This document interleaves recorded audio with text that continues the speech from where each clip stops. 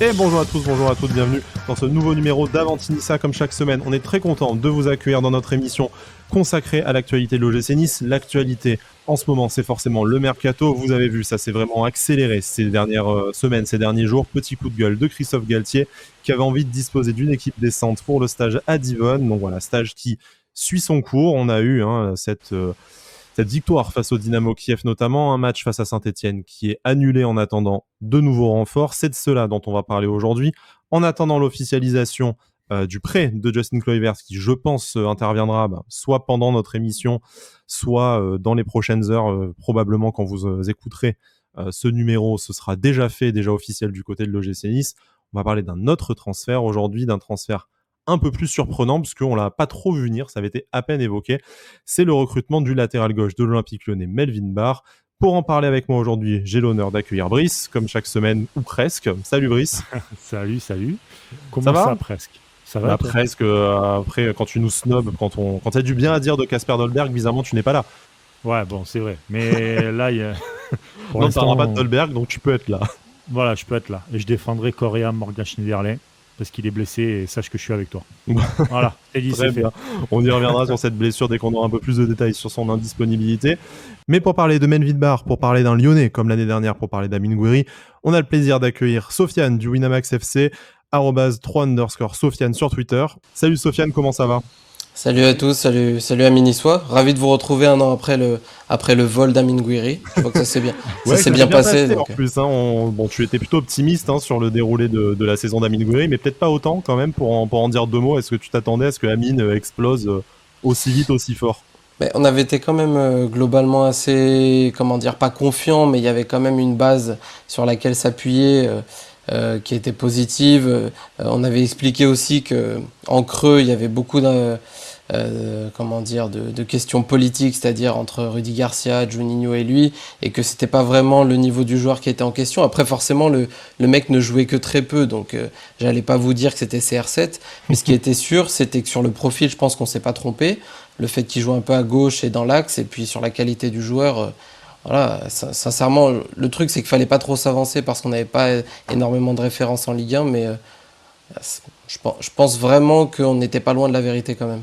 Bon, c'est vrai, nous on a quand même bien profité cette saison avec les errements, enfin les petits soucis répétés de Casper Dolberg. Heureusement qu'Amine Gouiri était là parce que je pense que ça a été un peu le seul joueur capable de marquer des buts à un moment donné et c'est probablement lui qui nous a évité de finir la saison beaucoup plus bas, sachant qu'il y a quand même eu des trous d'air où on s'est fait assez peur.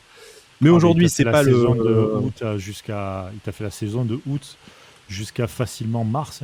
Oui, il a Allez, été tout là seul. quasiment non-stop et il a pris, Vers la fin, voilà, il a ouais, pris ok. les responsabilités en plus sur ses épaules. Mais c'est pas pour reparler d'Amine Gouiri, on aura sûrement l'occasion d'en reparler très bientôt avec le stage à Divonne qui se poursuit, là, le début de saison qui approche de toute façon plus que 2 ou 3 semaines avant de retrouver les Aiglons, Alliance Riviera et puis après la Ligue 1 plus généralement. Mais c'est le recrutement de Melvin Barr, donc latéral gauche de l'Olympique Lyonnais, comme je le disais, qu'on avait déjà évoqué l'été dernier sans aller plus loin. On avait finalement recruté Hassan Kamara, mais avec le départ de Racine Colli, il nous fallait bien une doublure à ce poste-là. Voilà, Stanley Nsoki étant de plus sur le départ. Je suis désolé Brice, je sais que ça va te chagriner, mais il fallait Vous allez perdre absolument, beaucoup. on va perdre gros.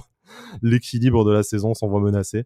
Ah, Blague à part, voilà, il nous fallait une doublure numériquement. On a décidé de faire appel à Sofiane encore une fois pour nous éclairer sur ce joueur qu'on connaît forcément un peu moins bien. Quelques apparitions malgré tout en Ligue 1, je crois 18 apparitions, si je dis pas de bêtises, tu me corrigeras sinon. Mais ce statut de jeune prospect, jeune espoir du centre de formation, qui nous a beaucoup réussi par le passé, peut-être à une notable exception, mais on aime bien à Nice recruter de jeunes Lyonnais. C'est à peu près, c'est plus 15, hein, je crois qu'il fait une apparition en 2019-2020 et qui fait 14, je crois, apparitions en 2020-2021. Après, on détaillera un peu le profil du joueur, mais sur Amine Gouiri, pour faire une comparaison, je vous avais dit que techniquement il y avait quelque chose de très très fort, que c'était un mec forcément à polir, qui avait forcément des incertitudes parce qu'on n'est jamais sûr de la suite d'une carrière, surtout pour un gamin qui joue très peu, qui avait très peu joué en Ligue 1. Là, la différence quand même notable entre les deux joueurs au-delà du poste, c'est vraiment que tu es sur deux profils très différents dans leur parcours à Lyon.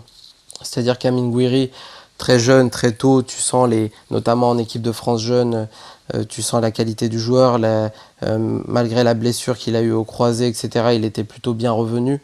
Avec Melvin Barr, c'est un profil totalement différent dans l'évolution à l'OL. C'est-à-dire c'est un jeune qui est arrivé en U17, donc c'est tard pour un jeune. Post-formation quasiment, ouais, du coup. Exactement, ouais, exactement. Il arrive en U17 à Lyon. Après, il y en a pas mal, hein. Par exemple, Maolida chez vous, il était à la CBB, il me semble, à Boulogne-Billancourt. Il arrive aussi pas en post-formation, mais un peu plus tard à Lyon. Donc Lyon, on sait faire. Mais c'est vraiment un profil qui n'était pas vu comme un futur professionnel titulaire à l'OL. C'est un joueur qui arrive en U17. La première saison qu'il fait, elle est plutôt banale pour avoir récupéré quelques informations. C'est un joueur qui est costaud, mais sa première saison est banale, on va dire, sans être mauvais. C'est vraiment sur la deuxième saison où il apparaît en CFA, donc en N2, où tu sens vraiment une grosse progression. Et ça, c'est peut-être le gros point positif du joueur, c'est que c'est un mec qui travaille beaucoup. C'était pas un mec qui était vu comme un futur professionnel titulaire à l'OL, hein, comme je l'ai dit. Donc c'est un mec qui bosse énormément. Ça n'a jamais été vu non plus comme un top joueur et je pense que ce n'est pas un top joueur. Mais après, tu peux être un joueur de bon niveau et faire une bonne carrière en Ligue 1. Donc il y a vraiment une différence entre son parcours à lui et celui d'Amine Gouiri. Donc ne pas se tromper sur les exigences et sur les attentes sur Melvin Barr. Après, on pourra rentrer dans les détails, mais c'est vraiment le plus important à prendre en compte, c'est que pour moi, Sane Camara, par exemple, est devant. D'accord. On est plutôt sur une trajectoire, pour citer des exemples d'anciens Lyonnais qui ont fait la navette jusqu'à Nice, peut-être plutôt sur une trajectoire comme, je sais pas, Jérémy Pied ou Alassane Pléa, des joueurs qui avaient le niveau pour être professionnels, mais sur lesquels l'OL ne comptait pas forcément, à part pour faire des apparitions, et qui du coup va chercher du temps de jeu assez logiquement ailleurs. Tu peux aller sur ce genre de profil, même si je pense que c'est au-dessus. Jérémy Pied et Alassane Pléa dans l'idée. Le plafond de Melvin Barr, en réalité, je pense qu'il est assez visible. Après, il peut très bien surprendre comme il l'a fait. Comme je vous ai dit, c'était en N2, il fait vraiment une très bonne saison. Il se rapproche du groupe pro et je pense qu'en interne, ça a été quand même une surprise. D'ailleurs, en interne, Rudy Garcia déjà comptait pas vraiment sur lui au mercato juste après la Champions League, après le Final 8. Il était déjà pisté par vous d'ailleurs. Il y avait même une rumeur Bayern Munich, bon certes qui était fausse, mais ce qui est vrai c'est que vous étiez chaud dessus. Il était pas loin de partir et il fait ensuite la saison à Lyon. Mais en réalité, que ce soit Juninho ou Garcia à l'époque et même Peter Bosz, même s'il a botté en touche, la réalité c'est que en interne il n'y a pas eu vraiment de mec qui voulait le garder absolument, quoi. Et en plus, Personne n'a dit stop, vous êtes en train de faire une connerie, gardez-le, quoi. Non, c'est sûr. En plus, si on fait le détail de l'effectif de l'OL, tu as 4 latéraux gauche, avant son départ, bien sûr, puisque Henrique, un jeune Brésilien, a été recruté. Tu avais Youssouf Koné qui revient de prêt, qui est quand même un joueur que Lyon a acheté très cher pour ce que c'est. Et le dernier, c'est Maxwell Cornet. Donc tu avais 4 mecs à latéral gauche. En gros, à la première offre qui tombait, ça partait, quoi. Parce que Lyon, peut-être que vos auditeurs et les amis niçois ne savent pas, mais Lyon est en difficulté financière, c'est-à-dire qu'à la moindre offre qui tombe, Lyon vend. Oui, on sait que Maxwell Cornet notamment est... Oui, on peut mettre 30 millions sur Aouar, il n'y a pas de souci. Mais je te le dis très sincèrement, vous mettez 30 millions sur Aouar, même 20, il part chez vous. Ça peut être bon à savoir. Je pense que lui, ça ne l'intéresse pas et qu'il peut avoir mieux. Mais vu que dans les joueurs que tu citais au poste de latéral gauche, il y a notamment aussi, je pense, Maxwell Cornet qui est susceptible de partir, qui a une belle petite valeur en Angleterre, et c'est peut-être les deux plus faciles à faire partir du coup avec Melvin Barr, et ça s'est peut-être aussi fait selon la logique de qui a les meilleures offres le plus rapidement possible pour faire rentrer un peu de caillasse, comme tu dis, avec les difficultés financières que le football français connaît. Bien sûr, après je considère quand même que c'est très mal vendu, dans le sens où évidemment c'est pas un joueur qui est titulaire, c'est un joueur qui a fait que 15 matchs professionnels en Ligue 1. Mais je trouve que c'est très mal vendu et donc bien vendu pour vous, bien acheté pour vous, pardon, dans le sens où quand tu achètes un joueur de l'Olympique Lyonnais formé à l'OL, je dis pas que ce sont tous des cracks, pas du tout. Je dis juste que la réputation du centre de formation, elle doit se répercuter sur un prix. C'est-à-dire que même si je considère que c'est pas un top joueur, un latéral gauche formé à l'OL, c'est une carte de visite, c'est une compétence que tu achètes. et je trouve que c'est très très mal vendu. 2+3 plus une clause à la revente. Même avec très peu de matchs joués en professionnel, je pense que tu pouvais aller plus haut. Donc si on peut se rejoindre sur un truc de votre côté, c'est que c'est un joueur qui est fiable, c'est un joueur qui peut peut-être progresser encore, c'est un joueur qui est sérieux et c'est un joueur qui est bien acheté. Donc vous prenez pas une grosse, vous n'avez pas de gros risques pour moi. Oui, même s'il plafonne, tu récupères tes 5 millions assez facilement Exact. dans le futur, dans l'absolu. Exactement. S'il n'explose pas, d'ailleurs. Exactement. Et dans l'idée d'avoir c'est très dur en fait d'acheter des joueurs qui sont considérés comme des doublures et qui te feront pas chier pendant la saison. Là pour le coup c'est le cas. C'est le cas, c'est pas un mec qui va vous embêter, c'est un bosseur. Même s'il a eu du mal un petit peu, Garcia voulait pas le garder, notamment parce que dans le groupe il se mettait très peu en avant, c'était un joueur assez timide. Mais il a fait de gros efforts justement. Je vous parlais de l'intersaison, il était à 2 doigts de partir chez vous. Il avait fait de gros efforts, ce qui avait poussé Lyon à le garder. Mais bon, quand tu regardes que Lyon fait redescendre un ailier gauche en latéral gauche, qui met De Seglio à sa place, même si évidemment je pense que Garcia a des torts aussi sur les choix, ça veut aussi dire que globalement il n'y a pas une grosse, comment dire, il n'y a pas de grosses attentes et il n'y a pas de, voilà, il faisait pas une grosse confiance en ce joueur, et que Garcia parte et que Bosch et Juninho valident son départ ensuite. Bon, ça veut dire qu'à Lyon en interne il n'y a pas volonté de le garder, quoi. Est-ce que du coup, on peut passer un peu plus sur le profil Ouais. du joueur? Donc voilà, son poste, on le connaît. A priori, c'est un joueur qui est quand même spécialiste du poste, qu'on n'aura peut-être pas trop l'occasion de balader par-ci par-là. Par contre, comme tu le sais, on a déjà Hassan Kamara qui, lui, a un profil vraiment explosif, qui est basé beaucoup sur le physique, la vitesse, l'intensité de tous les instants. Comment, par rapport à Hassan Kamara, bon, que tu jugeais encore au-dessus, après, c'est un joueur un peu plus expérimenté, c'est Ah oui, bien normal. sûr. Est-ce que du coup Melvin Barr va apporter autre chose, un autre profil? Est-ce que c'est aussi dans un but de complémentarité, en plus de doubler le poste numériquement? Est-ce que l'OGC Nice s'est aussi attaché d'autres compétences avec le recrutement de Melvin Barr? Alors, je veux pas le comparer à Hassan Kamara parce que, comme je t'ai dit, je pense qu'il est au-dessus, surtout. Néanmoins, il a un profil un peu plus défensif. C'est-à-dire que c'est pas alors, il sait prendre l'espace, bien sûr. Oui. Je me rappelle d'un match, un de ses premiers matchs d'ailleurs, où il rentre contre Nîmes. Nîmes est à 10 contre 11, donc c'est à prendre en compte, mais il fait de très bonnes percées dans le camp adverse. Il a une bonne qualité de centre. Il a une bonne, sur son couloir, il a une bonne intensité, c'est-à-dire qu'il fait les allers-retours, il faiblit très peu. Mais c'est un défenseur qui est plutôt, il brille beaucoup plus dans les tâches défensives. Et c'est d'ailleurs en N2 où il avait progressé énormément. C'est vraiment sur cet aspect défensif où il avait montré de bonnes qualités. Après, il sait bien sûr se projeter, mais sans être méchant, en fait, je dirais qu'il est moyen en tout. Alors, tu peux très bien faire une bonne carrière en étant moyen en tout et progresser ensuite après, mais il n'a pas d'énormes points forts. Il n'a pas d'énormes points forts, que ce soit en défense ou en attaque. Néanmoins, il a un profil un peu plus défensif, à mon avis, qu'un Hassan Kamara. Je le vois par exemple très mal parce que Hassan Kamara a fait ailier gauche, il me semble, cette saison. Je le vois très très mal Melvin Barr faire ailier gauche, par exemple. Ouais, ça sera un défenseur gauche strict, dans une défense à 4, Exact. ça bouge pas, ouais, d'accord. Exact. Après, comme je vous ai dit, même si je pense que bon, les Lyonnais ont forcément plus vu que vous, et c'est tout à fait normal, mais il a que 15 matchs en pro en Ligue 1. C'est pas exclu non plus qui se découvre avec Galtier une autre façon de jouer. Je sais pas comment Galtier veut animer son 4-2-4, mais est-ce qu'il va lui demander d'être un peu plus défensif par rapport à l'autre latéral de l'autre côté? Ça dépend, hein. Peut-être que son Ce qui est pas profil impossible si t'as Youssef Attal de l'autre côté, effectivement. Exactement, et c'est ce qu'il faisait d'ailleurs à Lille. Il y avait Renildo et Zeki Selic de l'autre côté.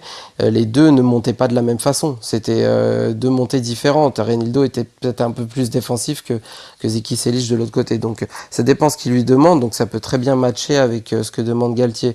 Mais dans un équilibre de 4-2-4, tu as peut-être besoin aussi d'un défenseur un peu plus sur l'aspect défensif de ce côté-là.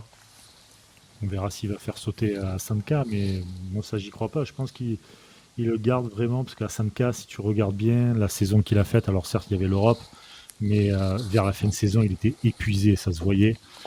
T'es pas à l'abri d'une blessure, etc. Donc je pense que c'est le bon coup d'acheter un mec comme Melvin Barr.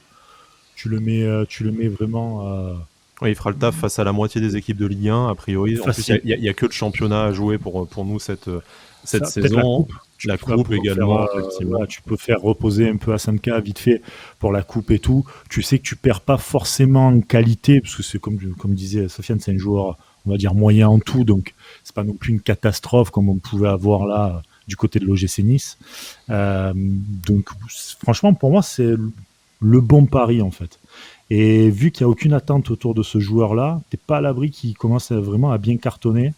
Et quand on voit comment Galtier il arrive à façonner certains joueurs, ça sera peut-être sympa à regarder, je pense. Et puis vous devez prendre, à mon avis, ce recrutement comment dire, dans une réflexion globale. C'est-à-dire que si tu as besoin d'une doublure et si t'es même pas sûr d'avoir mieux que Hassan Kamara, qui est pour moi un bon joueur, et que tu peux pas mettre 20 millions sur un latéral gauche, parce qu'à mon avis, vous avez d'autres postes prioritaires, notamment au milieu de terrain, Ouais. parce que j'ai vu que Schneiderlin s'était blessé, Mhm.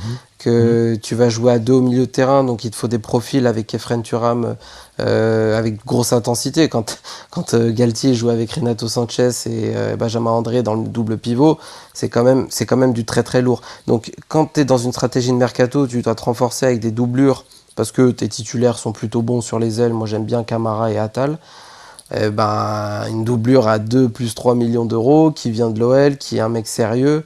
Tu vois, le coup est intelligent. Si tu prends dans la... Et en plus, après, il vous manque à mon avis, peut-être un ailier. Donc, Peut-être un t'es sûr attaquant si vraiment. Dolberg part. Oui, voilà, exactement. Même en doublure d'ailleurs. Mais bon. Même un Pour double. doubler, ouais, exactement. Pour doubler un poste en début de mercato, pour bloquer ce truc-là et puis passer à autre chose, ne mettre que 2, voire 3, voire 5 millions au maximum sur un poste de latéral gauche doublure, je trouve ça intelligent. Pour terminer juste sur un peu son profil à Melvin Barr, voilà, tu penses un peu un profil plus défensif qui pourrait éventuellement, selon l'animation, s'intégrer dans une défense à 3 si son pendant du côté droit portait un peu le ballon. On sait également que Jean-Claire Todibo, avec qui il risque d'être associé, qui sera lui en charnière centrale, aime beaucoup porter le ballon, donc il pourrait venir un peu verrouiller ces montées-là en restant à l'arrière avec Dante. À Lyon, je pense qu'il a eu l'habitude de jouer dans pas mal de systèmes différents. Voilà, nous, ça va être ce 4-4-2, 4-2-4 en fonction des joueurs alignés. Je pense que école lyonnaise obligatoire, le 4-3-3, c'est quelque chose qu'il le connaît également. Ouais, bien sûr, il a été plutôt à plat, hein. J'ai très peu de références sur Melvin Barr sur une défense à 5, par exemple, en piston. Il était plutôt à plat. C'est un joueur de 4-3-3, bien évidemment. Après, ou de 4-2-4, hein, même. Il peut très bien s'intégrer comme ça. Euh, Après, je pense que là aussi, il faudra faire confiance à Galtier sur sa façon de gérer les joueurs de ce côté-là. Il avait très bien montré à Lille que même s'il avait des faiblesses sur certains postes, notamment d'ailleurs le défenseur gauche, même si Renildo, il était bien sur la fin de saison, sur une bonne partie de la saison, c'était quand même une faiblesse à la base, qui sait très bien gérer ces cas-là. Peut-être aussi le fait qu'il l'a certainement aperçu à Lyon, je veux pas dire de conneries, mais peut-être quand il était présent à l'époque de l'OL, il était peut-être déjà là. J'ai un petit doute là pour le coup. Mais en tout cas, il sait gérer ce type de mec. Donc j'ai pas de doute moi sur le dispositif par rapport à Melvin Barr. Je pense qu'il saura s'adapter à ce niveau-là. Juste un truc, je voulais revenir sur Peter Bosz qui a un peu botté en touche pour Melvin Barr. Il y Ouais. a vraiment que ça ou il y a eu vraiment une petite guerre interne, je veux partir, je veux rester. Il y a vraiment eu genre, on va dire le mec est un peu gentleman, il n'a pas envie d'en parler parce qu'il n'a pas vu beaucoup ce gars-là ou il y a un peu plus derrière. Non, non, non, il n'y a pas eu de guerre interne du tout. En fait, ils sont tous unanimes pour le lâcher, en gros. Même Juninho, hein, Juninho, il a poussé pour pas mal de jeunes à Lyon, notamment. Ouais, il y a eu un match amical dans la semaine. Il y avait Loukeba qui avait été très bon, c'est poussé par Juninho, défenseur central. Tu avais Malo Mhm. Gusto, défenseur droit, qui a été poussé aussi par Juninho. Cacré, bien évidemment, largement poussé, alors que Garcia le faisait pas jouer. Ouais. Mais en fait, sur Melvin Barr, il a jamais été en kiff du tout. Pour lui, c'est un joueur de milieu de tableau de Ligue 1. Après, il peut se tromper. Il s'est trompé sur Guiri, parce qu'il a aussi validé le départ de Guiri. Donc, il peut se tromper sur Melvin Barr, hein. Mais moi, je suis plutôt d'accord avec lui pour le coup sur le niveau du joueur. Je pense que c'est aussi milieu, pour le moment, milieu de tableau de Ligue 1. Après, ça peut totalement, comme je vous l'ai dit tout à l'heure, augmenter de niveau. Et sur Peter Bosz, en gros, faut se mettre dans la peau d'un mec qui vient d'arriver et qui a vu que 2 entraînements il a fait 2 oppositions avec le club à l'entraînement. Le mec lui pose la question en conférence de presse, il va pas dire non, il est horrible ce joueur-là, je l'ai vu que 2 fois sur un entraînement, ça dégage. Non, je pense qu'il est. Par contre, ce qui est sûr, c'est qu'il n'a pas invalidé son départ. Il a pas dit non, j'en ai absolument besoin. Il Ouais, sait il a qu'il pas a mis un 4. veto. Non, pas du tout. Il a 4 latéraux gauche. Il sait très bien la situation financière du club. Lui-même, de son côté, quand il est arrivé, il a demandé une seule recrue, c'est Onana, le gardien de but. Mhm. Donc il sait très bien la situation financière du club. Il savait qu'il avait 4 latéraux et que le premier mec sur qui il y avait une offre, il partait. Et que le deuxième, ce sera la même chose, certainement Cornet. Donc non, il n'y a pas eu. Il y a eu unanimité sur le cas. Après, à Lyon, il y a eu parfois unanimité sur un cas et c'était une décision qui était horrible. Hein. On en Donc, a souvent bien profité à l'OGC Nice, effectivement. exactement. Donc, mais pour le coup, contrairement à l'année dernière, quand on s'était eu sur l'émission Gouiri, moi j'étais dévasté par le départ et l'idée de le lâcher, surtout à ce prix-là, et puis vu les qualités du joueur. Aujourd'hui, je souhaite vraiment sincèrement pour vous que ce soit, et je pense que c'est un bon coup en doublure et que c'est un joueur fiable, mais je pense vraiment pas que ce soit un top joueur. Voilà. Très bien. Juste pour finir, moins sur le joueur, mais davantage sur son avenir, on a dit que l'OGC Nice avait trouvé cet accord de principe avec l'Olympique Lyonnais. Tu as évoqué les montants. Le joueur, toutefois, ne va pas rejoindre l'OGC Nice tout de suite, puisqu'il y a d'abord une visite médicale qui aura lieu uniquement à la fin des Jeux Olympiques de Tokyo, parce que nous, on a bloqué Amine Gouiri, mais il y aura forcément un Niçois. Du coup, ça sera néo-Niçois, futur Niçois Melvin Barr qui y sera, puisque lui avait été libéré par l'OL, et du coup, forcément, on n'a pas dû vouloir ou pouvoir revenir sur cet engagement envers le joueur déjà et envers la Fédération française de football. Surtout à quelques jours des JO, quoi. Oui, surtout à quelques jours. Là, non, vas-y, reviens de Tokyo, pas de souci. Déjà qu'ils ont galéré, peu cher pour faire la liste. C'est ça, tu sors au joueur. À ton avis, bon, c'est une question un peu un moyen hors sujet, mais déjà, qu'est-ce que tu penses de cette, comment ça s'est passé à Lyon, parce qu'on sait qu'aussi il y a eu des joueurs bloqués, des joueurs autorisés, voilà, assez compliqué pour ces Jeux Olympiques là. Et est-ce que pour toi, Melvin Barr aura l'occasion de se montrer dans cette compétition? Mais non, mais tu l'as dit, parce qu'on l'a pas. C'est vrai que c'est très important en fait, ça. Parce que quand Lyon a bloqué tous ses joueurs, hein. C'est-à-dire que pour les JO, il n'y avait aucune volonté de lâcher des mecs, comme pas mal de clubs de Ligue 1 d'ailleurs. Mais quand tu vois en fait Melvin Barr partir, ça pose une vraie question. C'est-à-dire qu'ils comptaient pas sur lui, quoi. Même au moment où il part, ils comptaient évidemment pas sur lui.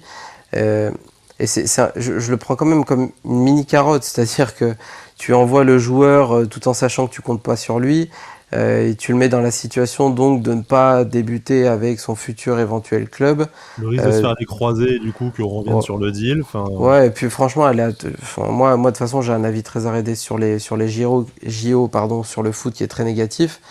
J'étais totalement du côté des clubs qui ne laissent pas leurs joueurs là-bas. Vu le contexte sanitaire, vu l'éloignement, et puis vu la saison qu'on vient de vivre, parce qu'on enchaîne pratiquement 2 saisons sans pause avec le coronavirus, etc. Donc sincèrement, moi, ce qu'il peut faire au JO, j'espère qu'il performera, mais je vois plus d'aspects négatifs à ce niveau-là, même pour vous. C'est-à-dire que ça va lui manger, lui rogner une partie de la préparation. Après, en tant que doublure, il y aura moins de, comment dire, il y aura moins d'impact direct sur le joueur, mais on ne sait jamais. Je sais pas, vous faites des matchs amicaux, il est très très bon. Il passe devant Hassan Camara, ou en tout cas, il montre qu'il a la possibilité de passer devant lui dans la saison.